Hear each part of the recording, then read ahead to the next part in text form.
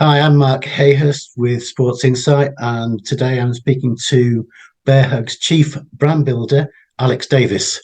And how are you, Alex? Very well, thank you. Very well, thank you, Mark. Sun is shining, so I can't complain. Can you tell me a little bit about Bearhug and what it's all about? Yeah, absolutely. So Bearhug is the brand behind bamboo joint supports and muscle sleeves. So basically, the guys came up with the idea and the concept for the brand in order to try and challenge a bit of the characterless sort of niche. It is a niche market, the joint support market, but it is quite characterless. So they're deliberately orange, and I was going to say it's a very distinct colour. yeah, absolutely, and that's just again to try and bring some character to the marketplace, really, for us. So and just try and bring something a bit different of an offering there, and especially with the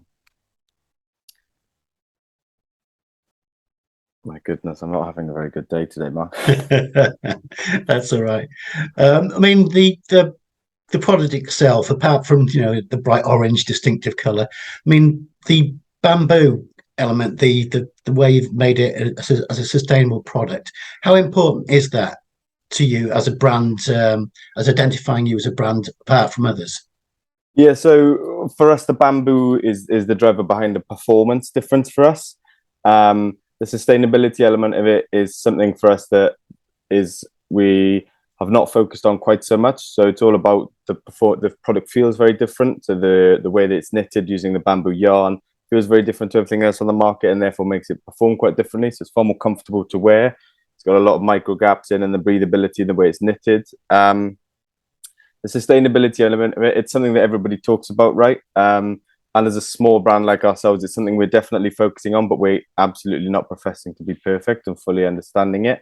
However, where we can make better sustainability choices, we do. So all of our direct-to-consumer orders off our website are shipped in like a compostable bag. There's no packaging in anything, and we run a pretty lean team and pretty lean setup. So our footprint is reasonably small. But on the product side of stuff, it is something as and when the brand has the ability to do so, we'd love to do some projects around the full carbon life cycle and the product life cycle, and really getting under the bonnet of the sustainability element of it for us, so that we can confidently stand behind that message. So, but yeah, the bamboo bit for us is first and foremost performance based.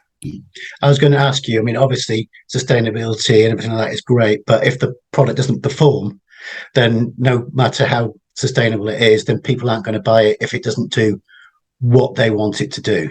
Absolutely, and one of the other things for us is we've tried to create the product that is good enough that it lasts, so that people don't have to repurchase our product, right? So, in one sense, it's a really great thing. In another sense, it's quite a challenge because we don't have repeat purchases, so which is a really good thing. But I'm sure our financial director might say something different. But yeah. I mean, also as well. I mean, you've I think you've gone out of your way as well to hook up with ambassadors and also other brands. I mean, how important is your kind of link with, say, Rhino, for instance, the well-known rugby brand? Yeah, I think stuff like that kind of epitomizes the stuff that we're trying to do in creating a community around Bearhug. So those guys are based in Cardiff. We're also a South Wales based business, and during lockdown we were connected, and it kind of made sense to do some stuff with them. But similarly, we how we try to work on our relationships and partnerships.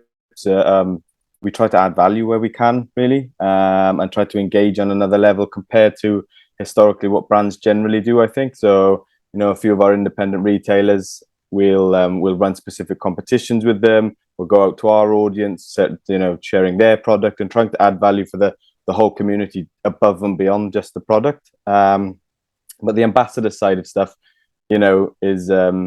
is really important to us as well. I mean, everybody talks about the elite guys, Yeah. and obviously they're big names, so they draw attention. However, for us, it's just as important that we have, ambassadors at different levels and different sports and doing different things. So one of our ambassadors recently actually just cycled the entire way around Wales on a bamboo bike, Kate Strong, that she Oh, built really? herself. Yeah, so she's done Yeah. it for charity, and we're not a big brand ourselves, but we like to be able to support where we can. So she wears our products, she likes our products, and they enable her and help her to do do what she can. So yeah, for us, and also it's really just exciting to play a tiny part in some of these people's challenges and journeys. So I mean, yeah, I mean, I think you've got quite a few kind of brand ambassadors who, you know, they're not extremely well known, but they go out there and they use the kit.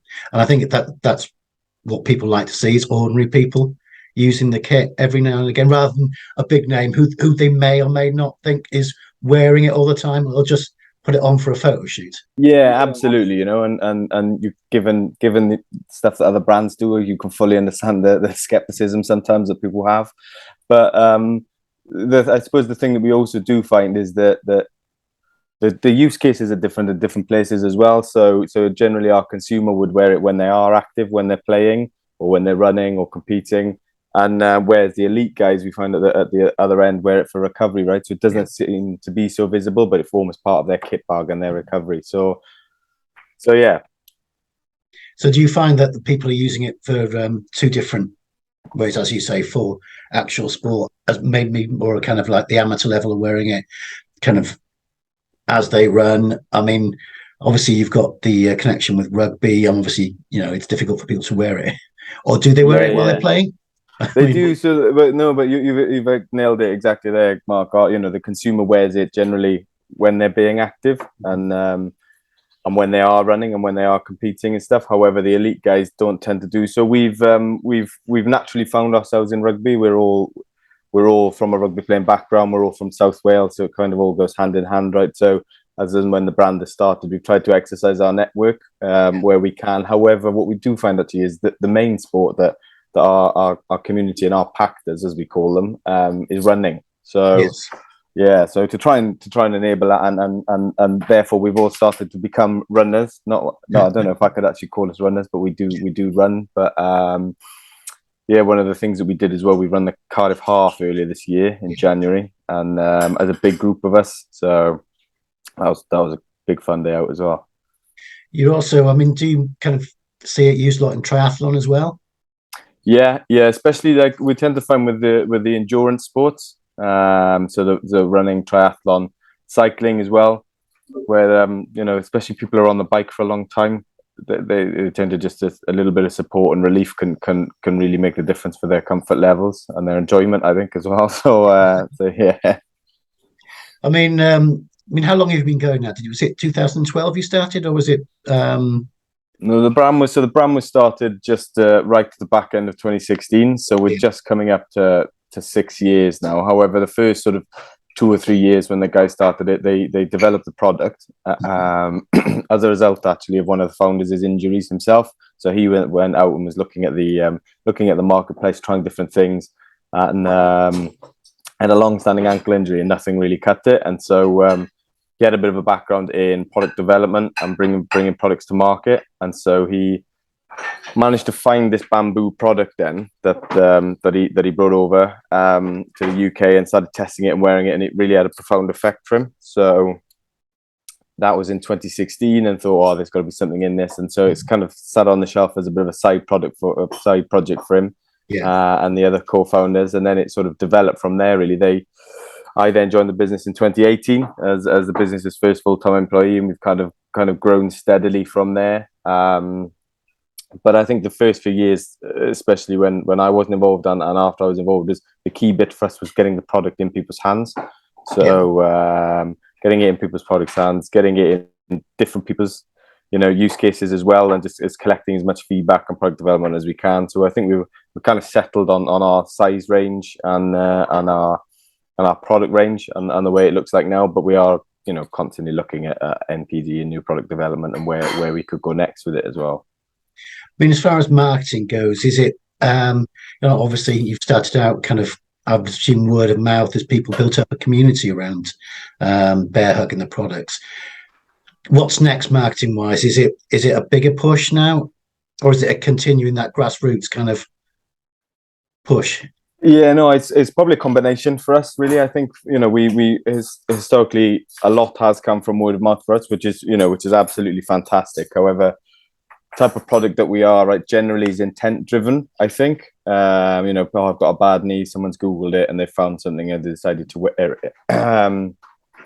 So there's capitalizing on that intent bit, and then there's probably the other bit about going, well, you don't necessarily need bad knees to need a knee support. They can actually just give you a bit more comfort, and you can use them in your everyday kit as well. So the wider awareness piece for us is something that's a bit more difficult, and educating people on it. And all the other thing that we're trying to do is change the negative connotation that comes with wearing a product like this, right? It's normally black or NHS blue, and people are trying to kind of hide away from it, and it's a negative thing. Whereas what we're trying to create the perception of, and especially the pack, you know, these guys are the ones out there doing it all the time, right? Wear this stuff, and it just makes them enjoy their sport more. So that side of it is really important, and the grassroots stuff we will constantly be doing. We'll always be doing, and as we do it, it's you know, what started to happen, and we really love and welcome, is that some grassroots stuff starts to come to us now. So rather than us knocking on the door, trying to tell people constantly, and every time they come through, you know, and every time we reach out to people, the key bit for us is getting people in the product and getting people moving again. And if we can do that, then however we do it is fantastic. But yeah, the grassroots stuff as well brings us a lot of joy, because you can really understand and see the people. But yeah, no, hopefully at the back end of next year, we might be looking at some television stuff and some wider awareness stuff for the brand. So we think the brand might be at that point now to be able to carry it. So yeah, there's some exciting things happening. Always busy. Yeah. So I mean, obviously, I think you touched on it. That you call your community. Is it the pack? Yeah, we do. We call it the pack. Yeah. So will you be going down a bit more of that line? I mean, looking at the brand itself, where do you see yourselves 5 years from now? Where do you see your pack? Has it grown to be a bigger pack? Do you have packs?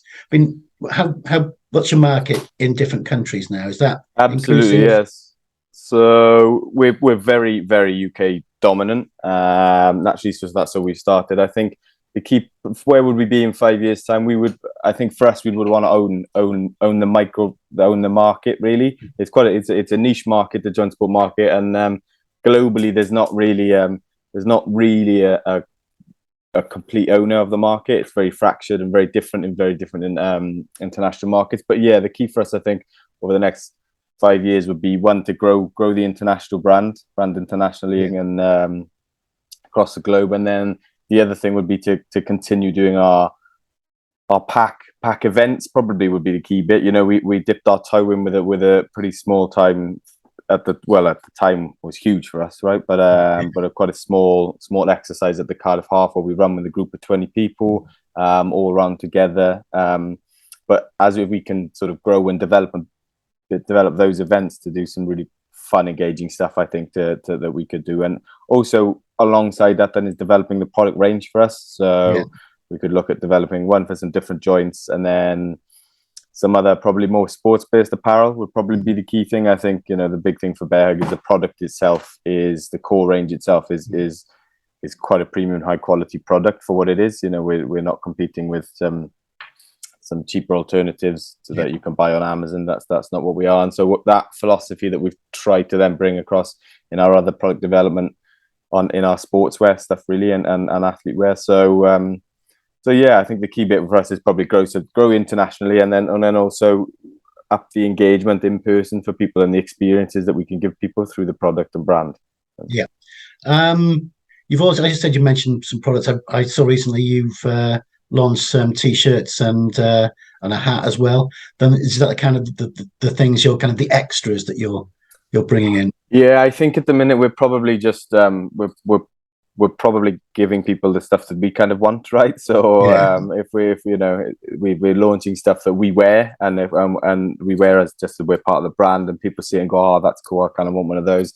Oh, yeah, why are we not offering this to everyone? So yeah, that stuff we've been developing. Generally, that's all at the minute. It's just kind of merchandise stuff, which for us is so flattering that people want to wear the brand, you know, and are proud to wear the brand and join us in wearing the brand, which is an amazing thing. And so we must continue to feed that. And then I think the other thing is we've done a fair few surveys and reach outs and chatted to a lot of the pack about what they want, and so we're trying to develop some products off the back of that then for what they want, really. I mean, such things as social media, obviously that helps. Twitter and your hashtag, I think it's Get a Bear Hug, is it? Hashtag Get a Bear Hug. Yeah, it is. Yeah. Yeah. Unfortunately, we couldn't get the Bearhug handle, just No. Bearhug. So we've got Get a Bearhug on everything, and it's kind of Yeah. become our thing, which has been a happy surprise actually. Yeah. Well, that's great. I mean, as far as Bear Hug goes, we touched on most of the stuff. Is there anything that's a kind of like key coming up in the next couple of months that obviously there's run up to Christmas and things like that that you're targeting? Yeah, absolutely. I think we'd probably be a fool not to mention Black Friday. So Yeah. historically, as a small brand, it's something we've generally stayed away from, and but we started to make a bit of an effort to engage with some of the just, I suppose, the more traditional sale periods that we have. So that is something that we've got coming up. That's a fair bit of scene behind the work. Again, we're launching a few different bits of merchandise. So, like you said, the bobble hats are coming back, and then we actually just launched a hoodie too, which will be with us live at the end of October as well. So there's a few bits around that, and then obviously it's kind of marathon season at the minute, right? So there's the London Marathon and stuff. So we've got a few guys running in that, and a few guys running in the Cardiff Half as well. That's happening this weekend. So yeah, the pack are busy, which is pretty fun. So and then I think the key bit for us then is to really be present and capitalize on people's intent around the New Year's resolutions. Yeah. So as everyone knows, that's a big period. That first quarter of the year is a big period in the sports industry and health and wellness industry. And I think the key for us is to try and promote that through all year round, and we quite strongly believe, and we all live by it, that the movement is medicine kind of philosophy stuff. So hopefully we can try and get people on board in January based on their intent and keep them moving, and then is the key bit for us across the year then. Oh, great. Well, it's been a pleasure speaking to you, and I think wish you all the best in the future. It seems to be a strong brand, and it seems to be, I'd say, moving forward. And it's been a real pleasure talking to you, and hope we talk again maybe next year and see how things have gone. Absolutely. You too. Thank you, Mark.